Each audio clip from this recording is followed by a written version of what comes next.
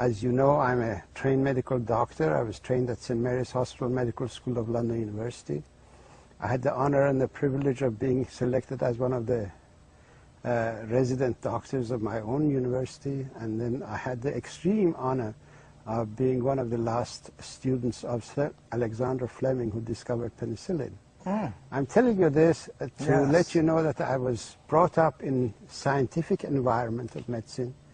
So when I discovered that water has medicinal properties, I realized that this topic was never taught to me at the school, and I became curious, so I continued to research the medicinal properties of water, and in 2 years and 7 months I treated over 3,000 people with peptic ulcer disease with water successfully, and I made a report on this discovery, and it was published as the main editorial of the Journal of Clinical Gastroenterology in June of 1983. And New York Times picked up the article and commented on it, and it was syndicated all over the world, announced to the world that water had medicinal properties. Can you just ask about that study where you got 3,000 positive cures? Yes. How many were the number of people in the study? Oh, there were lots of people. 3,000 cures was every single one who tried the water got cured. Oh, so 3,000 of 3,000 got the cure? Yes, oh, absolutely. Okay. This is the important thing. Yeah, sure. Because then I came away with the understanding that these people were just thirsty. I was quenching their thirst. And we in medicine had labeled thirst as a disease. So this was the challenge before me. Oh, thirst is considered a disease? Well, in modern medicine, yes. That's what they are doing. They're treating all these so-called diseases of dehydration with medication. That is why we have the sick care system.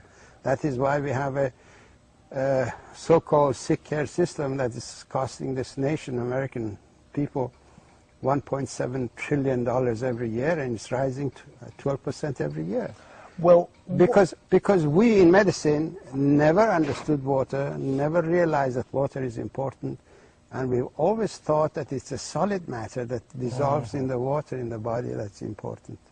So you helped to change the paradigm from thinking about the solid or solutes to the solvent. That is correct. The liquid. That's in 1987. I presented the guest lecture of a cancer conference under the title of Pain and Need for Paradigm Change, explained that the diseases of the human body occur when the body becomes dehydrated. That dehydration is the origin of pain and disease in the human body, including cancer. And this shocked the scientific community.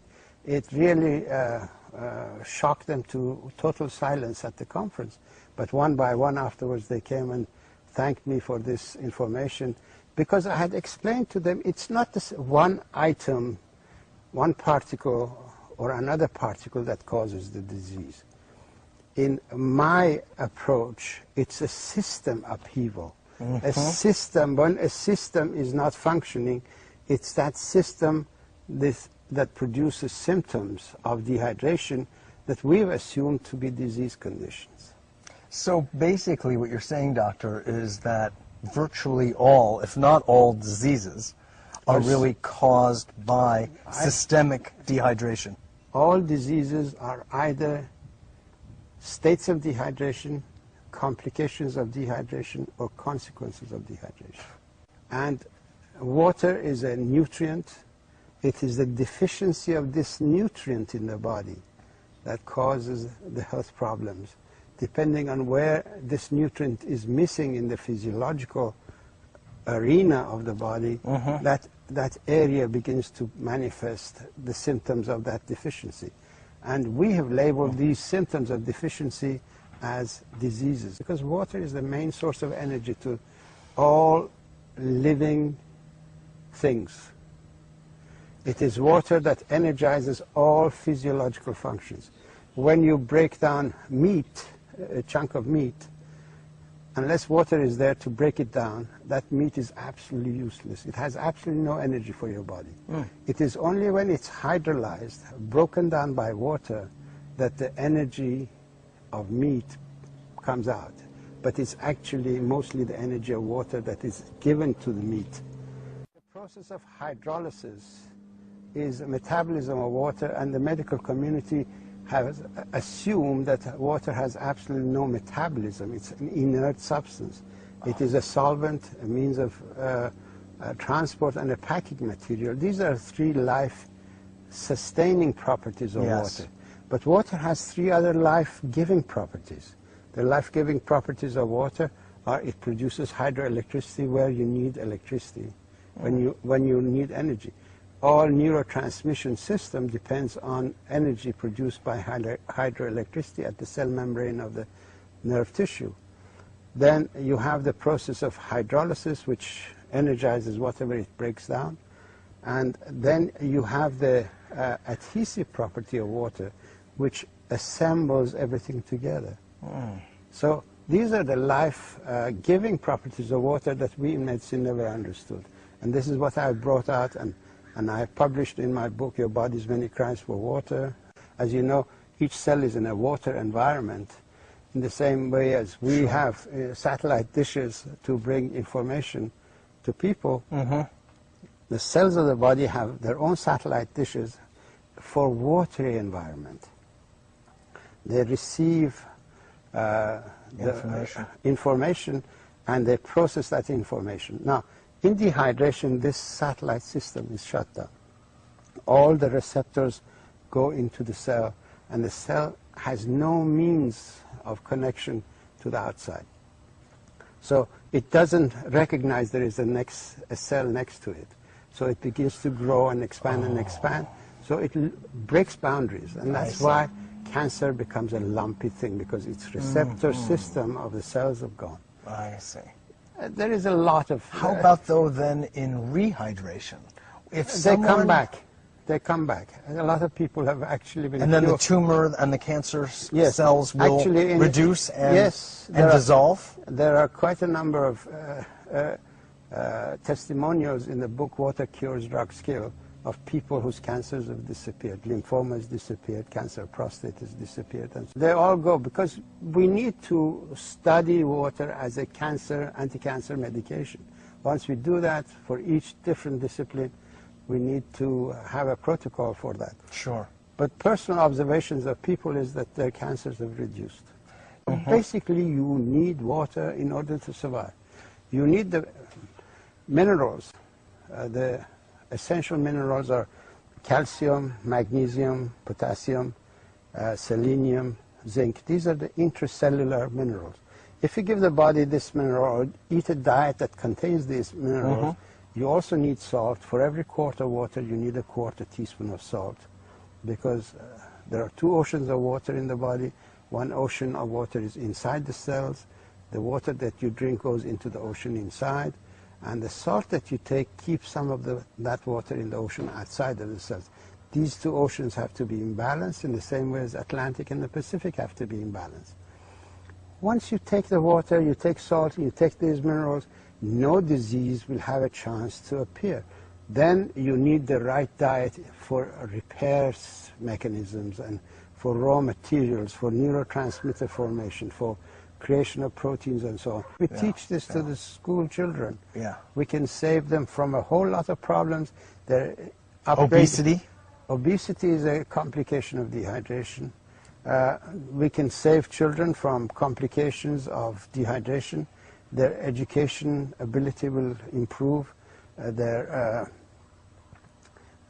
tendency to addiction will disappear, because addiction is another way of showing that the body was short of water and we substituted.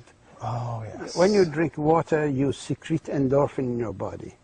Endorphin is the natural opiate of the body. When you don't drink water and you've hooked to that opiate, then you go and take the drugs that stimulate the opiate sensors. Okay? Yes. Water will help people get off the drugs. This is the book that people should read, Water Cures Drugs Kill.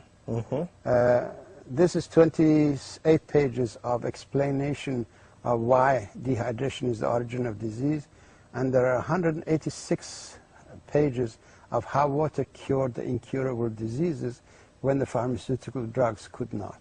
Because of their lack of understanding of water, they've created an environment where the drug industry has taken advantage and has converted our healers' protocol into a killer's protocol. The drugs that are used in medicine, according to Washington Post, which is in my latest book, Water Cures, Drugs Kill, even when used according to the prescription of the doctor, make 2 million people sicker and kill 106,000, which makes this the 4th largest killer in the health field. So when we realize that we doctors prescribe this medication to kill people, which kills people, obviously we are doing it in order to save them, but we don't realize that we've been really had by the pharmaceutical industry. You know, it's funny though, because you say to save people, but the doctors know better than the patients what the series, and it's always a series, of side effects are. And they often involve virtual liver shutdown or almost kidney failure. I mean, it's almost to that a point where the toxicity of the drugs is so severe. It makes one really question whether what the doctors are thinking relative to the life-saving effects of these drugs. Well, Mitchell, unfortunately, we doctors are forced by the people, by the advertising of the pharmaceutical industry that takes the information directly to the public and says to the public, go and ask your doctor if this is good for you. What doctor is there to say, no, it's not good for you, and then be sued afterwards? So basically, drug industry... So the doctor's being put into this compromised position. Yes, doctor is unwittingly being used by the pharmaceutical industry. As a salesman. As a salesman. Literally, yes. A sophisticated salesman. Now, you brought your findings to the AMA, to the FDA, to NIH. Yes. And they ridiculed it. Obviously, what I propose... It drove them to drink. What I propose is not a money-making situation. So the sick care system survives and thrives on people staying sick. If they cure people who are sick, then there is no reason for their existence. So they realize this outcome, and naturally they try to push this information out of the way. But as philosophers of science have said, Thomas Kuhn, when such a situation, conflict arises, then you have to go to the public and let the public be judged. Yes. And that's what I have done. These books are in order to arouse the public and inform the public that this is an issue before them, and they should force the government, the NIH, the FDA to look at water as a medication, begin to study it, and stop being subservient to the pharmaceutical industry that enjoys killing people in order to make money.